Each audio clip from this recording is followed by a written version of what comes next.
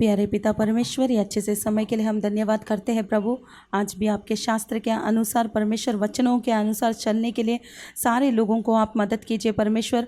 आपकी जो भी आज्ञा है और आपके मार्ग में चलने के लिए परमेश्वर सारे लोगों को आप ज्ञान और बुद्धि से परमेश्वर आप भर दे परमेश्वर। ऐसा आप करने वाले हैं, इसके लिए धन्यवाद करते हैं।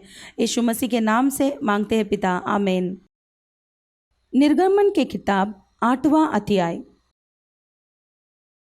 तब यहोवा ने फिर मूसा से कहा, फिरौन के पास जाकर कह, यहोवा तुझसे इस प्रकार कहता है, मेरी प्रजा के लोगों को जाने दे जिससे वे मेरी उपासना करें। परंतु यदि उन्हें जाने न देगा तो सुन, मैं मेंढक बेचकर तेरे सारे देश को हानि पहुंचाने वाला हूँ, और नील नदी मेंढकों से भर जाएगी, और वे तेरे भवन में और तेरे बिछौने पर और तेरे कर्मचारियों के घरों में और तेरी प्रजा पर वरन तेरे तंदूरों और कटौतियों में भी चढ़ जाएंगे, और तुझ पर और तेरी प्रजा और तेरे कर्मचारियों सबों पर मेंढक चढ़ जाएंगे। फिर यहोवा ने मूसा को आज्ञा दी, हारून से कह दे कि नदियों, नहरों और झीलों के ऊपर लाठी के साथ अपना हाथ बढ़ाकर मेंढकों को मिस्र देश पर चढ़ा ले आए। तब हारून ने मिस्र के जलाशयों के ऊपर अपना हाथ बढ़ाया, और मेंढकों ने मिस्र देश पर चढ़कर उसे चा लिया। और जादूगर भी अपने तंत्र मंत्रों से उसी प्रकार मिस्र देश पर मेंढक चढ़ा ले आए। तब फिरौन ने मूसा और हारून को बुलवा कर कहा, यहोवा से विनती करो कि वह मेंढकों को मुझसे और मेरी प्रजा से दूर करे, और मैं इस्राएली लोगों को जाने दूंगा जिससे वे यहोवा के लिए बलिदान करें। तब मूसा ने फिरौन से कहा, इतनी बात के लिए तू मुझे आदेश दे कि अब मैं तेरे और तेरे कर्मचारियों और प्रजा के निमित्त कब विनती करूं कि यहोवा तेरे पास से और तेरे घरों में से मेंढकों को दूर करे, और वे केवल नील नदी में पाए जाए। उसने कहा, तेरे वचन के अनुसार होगा, जिससे तुझे यह ज्ञात हो जाए कि हमारे परमेश्वर यहोवा के तुल्य कोई दूसरा नहीं है। और मेंढक तेरे पास से और तेरे घरों में से और तेरे कर्मचारियों और प्रजा के पास से दूर होकर केवल नदी में रहेंगे। तब मूसा और हारून फिरौन के पास से निकल गए, और मूसा ने उन मेंढकों के विषय यहोवा की दोहाई दी जो उसने फिरौन पर भेजे थे। और यहोवा ने मूसा के कहने के अनुसार किया, और मेंढक घरों, आंगनों और खेतों में मर गए, और लोगों ने इकट्ठा करके उनके ढेर लगा दिए, और सारा देश दुर्गंध से भर गया। परंतु जब फिरौन ने देखा कि अब आराम मिला है, तब यहोवा के कहने के अनुसार उसने फिर अपने मन को कठोर किया और उनकी न सुनी। फिर यहोवा ने मूसा से कहा, हारून को आज्ञा दे, तू अपनी लाठी बढ़ाकर भूमि की धूल पर मार, जिससे वह मिस्र देश भर में कुटकियाँ बन जाए। और उन्होंने वैसा ही किया, अर्थात हारून ने लाठी को ले हाथ बढ़ाकर भूमि की धूल पर मारा। तब मनुष्य और पशु दोनों पर कुटकियाँ हो गई, वरन सारे मिस्र देश में भूमि की धूल कुटकियाँ बन गई। तब जादूगरों ने चाहा कि अपने तंत्र मंत्रों के बल से हम भी कुटकियाँ ले आए, परंतु यह उनसे न हो सका। इस प्रकार मनुष्यों और पशुओं दोनों पर कुटकियाँ बनी रही। तब जादूगरों ने फिरौन से कहा, यह तो परमेश्वर के हाथ का काम है। तो भी यहोवा के कहने के अनुसार फिरौन का मन कठोर होता गया, और उसने मूसा और हारून की बात न मानी। फिर यहोवा ने मूसा से कहा, सवेरे उठकर फिरौन के सामने खड़ा होना, वह तो जल की ओर आएगा, और उससे कहना, यहोवा तुझसे यह कहता है, मेरी प्रजा के लोगों को जाने दे कि वे मेरी उपासना करें। यदि तू मेरी प्रजा को न जाने देगा तो सुन, मैं तुझ पर और तेरे कर्मचारियों और तेरी प्रजा पर और तेरे घरों में झुंड के झुंड डांस भेजूंगा, और मिस्रियों के घर और उनके रहने की भूमि भी डांसों से भर जाएगी।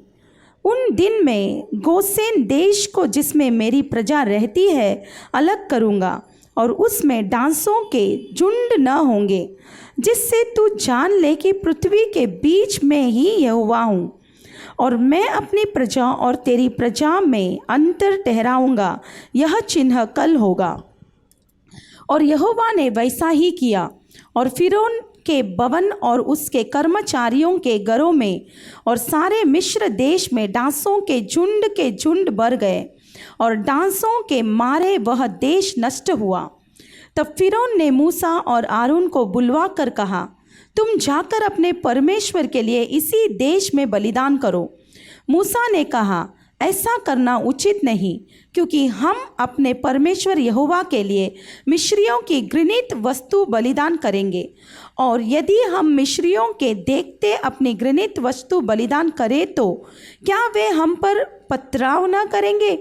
हम जंगल में 3 दिन के मार्ग पर जाकर अपने परमेश्वर यहोवा के लिए जैसा वह हमसे कहे वैसा ही बलिदान करेंगे। फिरौन ने कहा, मैं तुमको जंगल में जाने दूंगा कि तुम अपने परमेश्वर यहोवा के लिए जंगल में बलिदान करो, केवल बहुत दूर न जाना और मेरे लिए विनती करो। तब मूसा ने कहा, सुन, मैं तेरे पास से बाहर जाकर यहोवा से विनती करूंगा कि डांसों के झुंड तेरे और तेरे कर्मचारियों और प्रजा के पास से कल ही दूर हो। पर फिरौन आगे को कपट करके अपने यहोवा के लिए बलिदान करने को जाने देने के लिए मना न करे। अतः मूसा ने फिरौन के पास से बाहर जाकर यहोवा से विनती की, और यहोवा ने मूसा के कहे के अनुसार डांसों के झुंडों को फिरौन और उसके कर्मचारियों और उसकी प्रजा से दूर किया, यहाँ तक कि एक भी न रहा। तब फिरौन ने इस बार भी अपना मन को कठोर किया और उन लोगों को जाने न दिया। निर्गमन के किताब 9वां अध्याय। फिर यहोवा ने मूसा से कहा, फिरौन के पास जाकर कह, इब्रियों का परमेश्वर यहोवा तुझसे इस प्रकार कहता है, मेरी प्रजा के लोगों को जाने दे कि मेरी उपासना करे, और यदि तू उन्हें जाने न दे और अब भी पकड़े रहे, तो सुन, तेरे जो घोड़े, गधे, ऊंट, गाय, बैल, भेड़, बकरी आदि पशु मैदान में हैं, उन पर यहोवा का हाथ ऐसा पड़ेगा कि बहुत भारी मरी होगी। परंतु यहोवा इज़राइलियों के पशुओं में और मिस्रियों के पशुओं में ऐसा अंतर करेगा कि जो इज़राइलियों के हैं उनमें से कोई भी न मरेगा। फिर यहोवा ने यह कहकर एक समय ठहराया, मैं यह काम इस देश में कल करूँगा। दूसरे दिन यहोवा ने ऐसा ही किया, और मिस्रियों के तो सब पशु मर गए, परंतु इज़राइलियों का एक भी पशु न मरा। और फिरौन ने लोगों को भेजा, पर इज़राइलियों के पशुओं में से एक भी नहीं मरा था। तो भी फिरौन का मन कठोर हो गया और उसने उन लोगों को जाने न दिया। फिर यहोवा ने मूसा और आरून से कहा, तुम दोनों भट्टी में से एक मुट्ठी राख ले लो, और मूसा उसे फिरौन के सामने आकाश की ओर उड़ा दे। तब वह सूक्ष्म धूल होकर सारे मिस्र देश में मनुष्यों और पशुओं दोनों पर फफोले और फोड़े बन जाएगी। इसलिए वे भट्टी में की राख लेकर फिरौन के सामने खड़े हुए, और मूसा ने उसे आकाश की ओर उड़ा दिया, और वह मनुष्यों और पशुओं दोनों पर फफोले और फोड़े बन गई। उन फोड़े के कारण जादूगर मूसा के सामने खड़े न रह सके, क्योंकि वे फोड़े जैसे सब मिस्रियों के वैसे ही जादूगरों के भी निकले थे। तब यहोवा ने फिरौन के मन को कठोर कर दिया, और जैसा यहोवा ने मूसा से कहा था उसने उसकी न सुनी।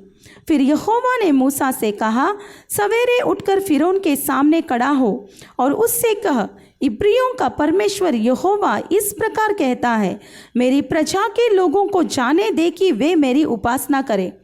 नहीं तो अब की बार मैं तुझ पर और तेरे कर्मचारियों और तेरी प्रजा पर सब प्रकार की विपत्तियां डालूंगा, जिससे तू जान ले कि सारी पृथ्वी पर मेरे तुल्य कोई दूसरा नहीं है। मैंने तो अभी हाथ बढ़ाकर तुझे और तेरी प्रजा को मरी से मारा होता और पृथ्वी पर से तेरा सत्यानाश हो गया होता, परंतु सचमुच मैंने इसी कारण तुझे बनाए रखा है कि तुझे अपनी सामर्थ्य दिखाऊं और अपना नाम सारी पृथ्वी पर प्रसिद्ध करूं। क्या तू अब भी मेरी प्रजा के सामने अपने आप को बड़ा समझता है और उन्हें जाने नहीं देता? सुन, कल मैं इसी समय ऐसे बारी बारी ओले बरसाऊंगा जिनके तुल्य मिस्र की नींव पड़ने के दिन से लेकर अब तक कभी नहीं पड़े। इसलिए अभी लोगों को बेचकर अपने पशुओं और मैदानों में जो कुछ तेरा है सबको फुर्ती से आड़ में छिपा ले, नहीं तो जितने मनुष्य या पशु मैदान में रहे और घर में इकट्ठा न किए जाए उन पर ओले गिरेंगे और वे मर जाएंगे। इसलिए फिरौन के कर्मचारियों में से जो लोग यहोवा के वचन का भय मानते थे, उन्होंने अपने अपने सेवकों और पशुओं को घर में हाँक दिया, पर जिन्होंने यहोवा के वचन पर मन न लगाया, उन्होंने अपने सेवकों और पशुओं को मैदान में रहने दिया। तब यहोवा ने मूसा से कहा, अपना हाथ आकाश की ओर बढ़ा कि सारे मिस्र देश के मनुष्यों, पशुओं और खेतों की सारी उपज पर ओले गिरे। तब मूसा ने अपनी लाठी को आकाश की ओर उठाया और यहोवा की सामर्थ्य से मेघ गरजने और ओले बरसने लगे और आग पृथ्वी तक आती रही। इस प्रकार यहोवा ने मिस्र देश पर ओले बरसाए। जो ओले गिरते थे उनके साथ आग भी मिली हुई थी, और वे ओले इतने भारी थे कि जब से मिस्र देश बसा था तब से मिस्र भर में ऐसा ओले कभी न गिरे थे। इसलिए मिस्र भर के खेतों में क्या मनुष्य क्या पशु जितने थे सब ओले से मारे गए, और ओले से खेत की सारी उपज नष्ट हो गई और मैदान के सब वृक्ष भी टूट गए। केवल गोसेन प्रदेश में जहाँ इजरायली बसते थे ओले नहीं गिरे। तब फिरौन ने मूसा और आरून को बुलवा भेजा और उनसे कहा, इस बार मैंने पाप किया है, यहोवा धर्मी है और मैं और मेरी प्रजा अधर्मी है। मेघों का गरजना और ओलों का बरसना तो बहुत हो गया। अब यहोवा से विनती करो, तब मैं तुम लोगों को जाने दूंगा और तुम न रोके जाओगे। मूसा ने उससे कहा, नगर से निकलते ही मैं यहोवा की ओर हाथ फैलाऊंगा, तब बादल का गरजना बंद हो जाएगा और ओले फिर न गिरेंगे। इससे तू जान लेगा कि पृथ्वी यहोवा ही की है। तो भी मैं जानता हूँ कि न तो तू और न तेरे कर्मचारी यहोवा परमेश्वर का भय मानेंगे। सन और जौ तो ओले से मारे गए, क्योंकि जौ की बालें निकल चुकी थी और सुन में फूल लगे हुए थे, पर गेहूं और कटिया गेहूं जो बड़े न थे, इस कारण वे मारे न गए। जब मूसा ने फिरौन के पास से नगर के बाहर निकलकर यहोवा की ओर हाथ फैलाए, तब बादल का गरजना और ओलों का बरसना बंद हुआ और फिर बहुत मेघ भूमि पर न पड़ा। परंतु यह देखकर कि मेघ और ओलों और बादल का गरजना बंद हो गया, फिरौन ने अपने कर्मचारियों समेत फिर अपने मन को कठोर करके पाप किया। इस प्रकार फिरौन का मन हठीला होता गया और उसने इस्राएलियों को जाने न दिया, जैसा कि यहोवा ने मूसा के द्वारा कहलाया था। निर्गमन की किताब 10वां अध्याय। फिर यहोवा ने मूसा से कहा, फिरौन के पास जा, क्योंकि मैं ही ने उसके और उसके कर्मचारियों के मन को इसलिए कठोर कर दिया है कि अपने चिन्ह उनके बीच में दिखलाऊं। और तुम लोग अपने बेटों और पोतों से इसका वर्णन करो कि यहोवा ने मिस्रियों को कैसे तट्टों में उड़ाया और अपने क्या क्या चिन्ह उनके बीच प्रकट किए हैं, जिससे तुम यह जान लोगे कि मैं यहोवा हूँ। तब मूसा और आरोन ने फिरौन के पास जाकर कहा, इब्रियों का परमेश्वर यहोवा तुझसे इस प्रकार कहता है, तू कब तक मेरे सामने दीन होने से संकोच करता रहेगा? मेरी प्रजा के लोगों को जाने दे कि वे मेरी उपासना करें। यदि तू मेरी प्रजा को जाने न दे तो सुन, कल मैं तेरे देश में तिट्टियाँ ले आऊँगा और वे धरती को ऐसा चालेगी कि वह देख न पड़ेगी, और तुम्हारा जो कुछ ओलों से बच रहा है उनको वे चट कर जाएंगे, कि तुम्हारे जितने वृक्ष मैदान में लगे हैं उनको भी वे चट कर जाएगी। और वे तेरे और तेरे सारे कर्मचारियों, यहाँ तक कि सारे मिस्रियों के घरों में भर जाएगी। इतनी तिट्टियाँ तेरे बाप दादों ने या उनके पुरखाओं ने जब से पृथ्वी पर जन्मे तब से आज तक कभी न देखी। तब वह मुड़कर फिरौन के पास से बाहर चला गया। तब फिरौन के कर्मचारी उससे कहने लगे, वह जन कब तक हमारे लिए फंदा बना रहेगा? उन मनुष्यों को जाने दे कि वे अपने परमेश्वर यहोवा की उपासना करें। क्या तू अब तक नहीं जानता कि सारा मिस्र नष्ट हो गया है? तब मूसा और आरोन फिरौन के पास फिर बुलवाए गए और उसने उनसे कहा, चले जाओ, अपने परमेश्वर यहोवा की उपासना करो। परंतु वे जो जाने वाले हैं कौन कौन है? मूसा ने कहा, हम तो बेटों बेटियों, भेड़ बकरियों, गाय बैलों समेत वरन बच्चों से बूढ़ों तक सब के सब जाएंगे, क्योंकि हमें यहोवा के लिए पर्व करना है। उसने इस प्रकार उनसे कहा, यहोवा तुम्हारे संग रहे। यदि मैं तुम्हें बच्चों समेत जाने देता हूँ, देखो तुम्हारे मन में बुराई है। नहीं, ऐसा नहीं होने पाएगा। तुम पुरुष ही जाकर यहोवा की उपासना करो। तुम यही तो चाहते थे। और वे फिरौन के सम्मुख से निकाल दिए गए। तब यहोवा ने मूसा से कहा, मिस्र देश के ऊपर अपना हाथ बढ़ा कि टिट्टियाँ मिस्र देश पर चढ़ के भूमि का जितना अन्न आदि ओलों से बचा है सबको चट कर जाए। अतः मूसा ने अपनी लाठी को मिस्र देश के ऊपर बढ़ाया। तब यहोवा ने दिन भर और रात भर देश पर पुरवाई बहाई, और जब भोर हुआ तब उस पुरवाई में टिट्टियाँ आई, और टिट्टियों ने चढ़ के मिस्र देश के सारे स्थानों में बरसा किया। उनका दल बहुत भारी था, वरन न तो उनसे पहले ऐसी टिट्टियाँ आई थी और न उनके बाद ऐसी फिर आएगी। ये तो सारी धरती पर छा गई, यहाँ तक कि देश में अंधकार छा गया, और उसका सारा अन्न आदि और वृक्षों के सब फल अर्थात जो कुछ ओलों से बचा था सबको उन्होंने चट कर लिया। यहाँ तक कि मिस्र देश भर में न तो किसी वृक्ष पर कुछ हरियाली रह गई और न खेत में अनाज रह गया। तब फिरौन ने तुरंत मूसा और आरोन को बुलवा के कहा, मैंने तो तुम्हारे परमेश्वर यहोवा का और तुम्हारे भी अपराध किया है, इसलिए केवल अब की बार मेरा अपराध क्षमा करो और अपने परमेश्वर यहोवा से विनती करो कि वह मेरे ऊपर से इस मृत्यु को दूर करे। तब मूसा ने फिरौन के पास से निकलकर यहोवा से विनती की। तब यहोवा ने बहुत प्रचंड पश्चिमी हवा बहाकर तिट्टियों को उड़ाकर लाल समुद्र में डाल दिया, और मिस्र के किसी स्थान में एक भी तिट्टी न रह गई। तो भी यहोवा ने फिरौन के मन को कठोर कर दिया, जिससे उसने इस्राएलियों को जाने न दिया। फिर यहोवा ने मूसा से कहा, अपना हाथ आकाश की ओर बढ़ा कि मिस्र देश के ऊपर अंधकार छा जाए, ऐसा अंधकार कि टटोला जा सके। तब मूसा ने अपना हाथ आकाश की ओर बढ़ाया, और सारे मिस्र देश में 3 दिन तक घोर अंधकार छाया रहा। 3 दिन तक न तो किसी ने किसी को देखा और न कोई अपने स्थान से उठा, परंतु सारे इस्राएलियों के घरों में उजियाला रहा।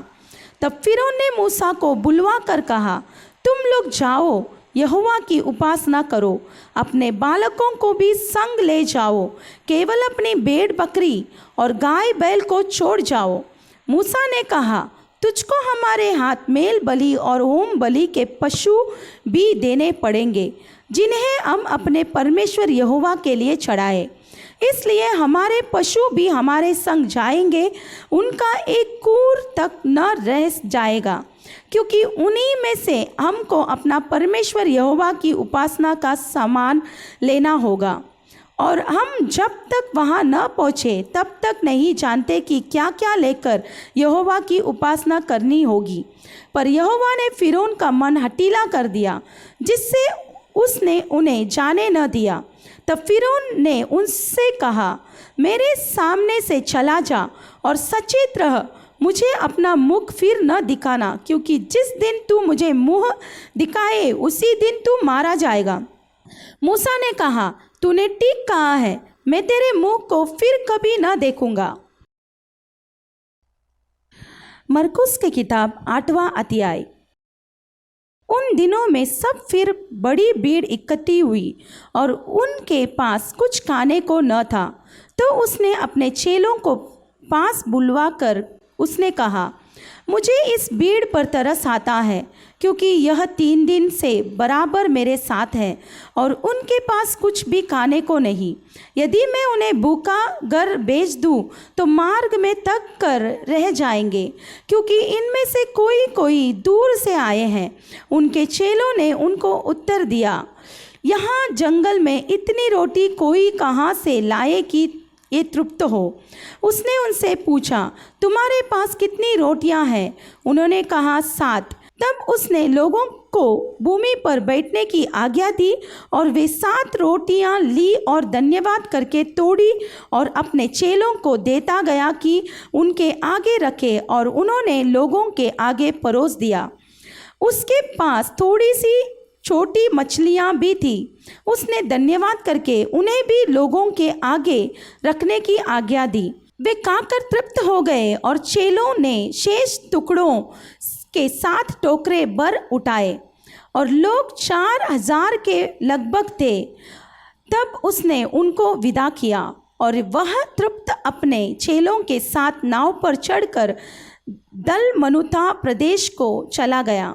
फिर फरीसी आकर उससे वाद विवाद करने लगे और उसे जांचने के लिए उससे कोई स्वर्गीय चिन्ह मांगा। उसने अपनी आत्मा में आह भर कर कहा, इस समय के लोग क्यों चिन्ह ढूंढते हैं? मैं तुमसे सच कहता हूँ कि इस समय के लोगों को कोई चिन्ह नहीं दिया जाएगा। और वह उन्हें छोड़कर फिर नाव पर चढ़ गया और पार चला गया। चेले रोटी लेना भूल गए थे और नाव में उनके पास एक ही रोटी थी। उसने उन्हें चिताया, देखो, फरीसियों के कमीर और हेरोदेस के कमीर से चौकस रहो। वे आपस में विचार करके कहने लगे, हमारे पास रोटी नहीं है। यह जानकर यीशु ने उनसे कहा, तुम क्यों आपस में यह विचार कर रहे हो कि हमारे पास रोटी नहीं? क्या अब तक नहीं जानते और नहीं समझते? क्या तुम्हारा मन कठोर हो गया है?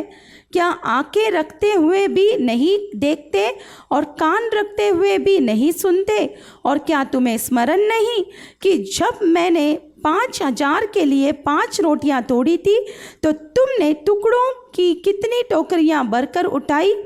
उन्होंने उससे कहा, 12 टोकरियां। और जब 4000 के लिए 7 रोटियां थी तो तुमने टुकड़ों के कितने टोकरे भरकर उठाए थे? उन्होंने उससे कहा, 7 टोकरे। उसने उनसे कहा, क्या तुम अब तक नहीं समझते? वे बैतसैदा में आए और लोग एक अंधे को उसके पास ले आए और उससे विनती की कि उसको छुए। वह उस अंधे का हाथ पकड़कर उसे गांव के बाहर ले गया और उसकी आंखों में थूक कर उस पर हाथ रखे और उससे पूछा, क्या तू कुछ देखता है? उसने आंखें उठाकर कहा, मैं मनुष्यों को देखता हूँ, वे मुझे चलते हुए पेड़ों जैसा दिखाई देता है। तब उसने दोबारा उसकी आंखों पर हाथ रखे और अंधे ने ध्यान से देखा। वह चंगा हो गया और सब कुछ साफ साफ देखने लगा। उसने उसे यह कहकर घर भेजा, इस गांव के भीतर पाँव भी न रखना, यीशु और उसके चेले कैसरिया फिलिप्पी के गांवों में चले गए। मार्ग में उसने अपने चेलों से पूछा, लोग मुझे क्या कहते हैं? उन्होंने उत्तर दिया, यहोवा बपतिस्मा देने वाला, पर कोई कोई एलिय्याह और कोई कोई भविष्यद्वक्ताओं में से एक भी कहते हैं। उसने उनसे पूछा, परंतु तुम मुझे क्या कहते हो? पतरस ने उसको उत्तर दिया, तू मसीह है। तब उसने उन्हें चिताकर कहा कि मेरे विषय में यह किसी से न कहना। तब वह उन्हें सिखाने लगा कि मनुष्य के पुत्र के लिए अवश्य है कि वह बहुत दुख उठाए और पुरनीय और प्रधान याजक और शास्त्री उसे तुच्छ समझकर मार डाले और वह 3 दिन के बाद जी उठे। उसने यह बात उनसे साफ साफ कह दी। इस पर पतरस उसे अलग ले जाकर झिड़कने लगा, परंतु उसने फिर कर अपने चेलों की ओर देखा और पतरस को झिड़क कर कहा, हे शैतान, मेरे सामने से दूर हो, क्योंकि तू परमेश्वर की बातों पर नहीं परंतु मनुष्यों की बातों पर मन लगाता है। उसने भीड़ को अपने चेलों समेत पास बुलाकर उनसे कहा, जो कोई मेरे पीछे आना चाहे वह अपने आपे से इनकार करे और अपना क्रूस उठाकर मेरे पीछे हो ले। क्योंकि जो कोई अपना प्राण बचाना चाहे वह उसे खोएगा, और जो कोई मेरे और सुसमाचार के लिए अपना प्राण खोएगा वह उसे बचाएगा। यदि मनुष्य सारे जगत को प्राप्त करे और अपने प्राण की हानि उठाए तो उसे क्या लाभ होगा? मनुष्य अपने प्राण के बदले क्या देगा? जो कोई इस व्यभिचारी और पापी जाति के बीच मुझसे और मेरी बातों से लज्जाएगा, मनुष्य का पुत्र भी जब वह पवित्र दूतों के साथ अपने पिता की महिमा सहित आएगा तब उससे भी लज्जाएगा।